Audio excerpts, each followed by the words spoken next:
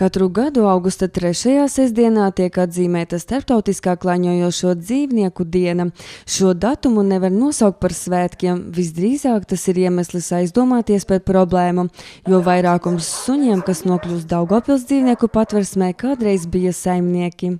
Šim sunim būtībā, kā arī pārējiem, liktenis nav no patīkamākajiem. Viņš jau ir ļoti vecs, nonāca pie mums diezgan traģisku apstākļu dēļ. Šis suns sargāja vienu no Daugavpils mājām. Kaut kādā veidā viņš nonāca ārpus mājas teritorijas un viņu notrieca mašīna. Viņam pilnībā bija paralizētas aizmugurējās ķepas.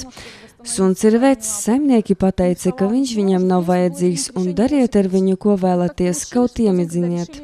Laikam dienas 5 mēs spricējām, lai atjaunotu šīs aizmugurējās ķepas, viņš necēlās un tika pieņemts lēmums viņu iemidzināt, bet tā sanāca, ka to dienu, kad nolēma viņu iemidzināt, vienkārši nebija laika. Visi bija aizņemti.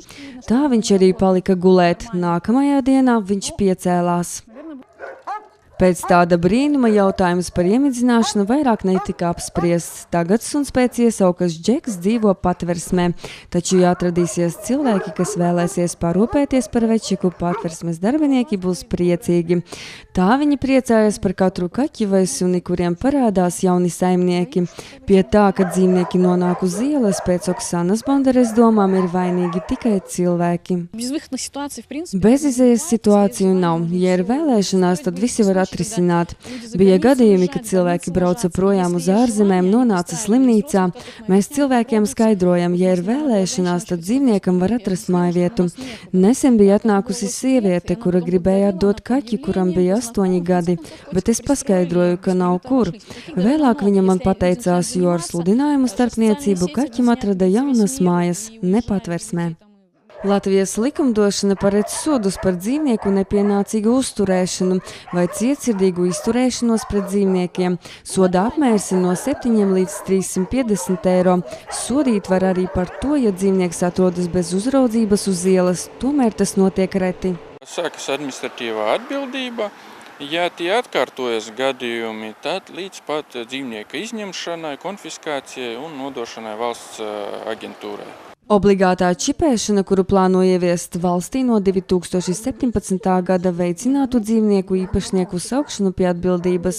Gatim Bernānam darbā nākas satikties ar dažādiem pārkāpumiem. Visbiežāk tā ir mājdzīvnieku nepotēšana, taču ir arī gadījumi, kad no cilvēku cietsirdības pār kauliem skrien tirpas. Gadus 4 atpakaļ bija atrasts suns netālu no tilta pie dzelzceļa, kurš bija pakārts un nebija skaidrs, vai viņš pakārts dzīvs vai pakārts jau miris. Bija ļoti tāda sākusies sadalīšanās stadija. Un, protams, vainīgais netika atrasts, jo sunim nebija ne čipa, nekādu citu pazīmi un liecinieku nebija, kas varētu pateikt, kam tas suns piederēja. Dzīvnieki ir mūsu mazie brāļi, draugi un kompanjoni.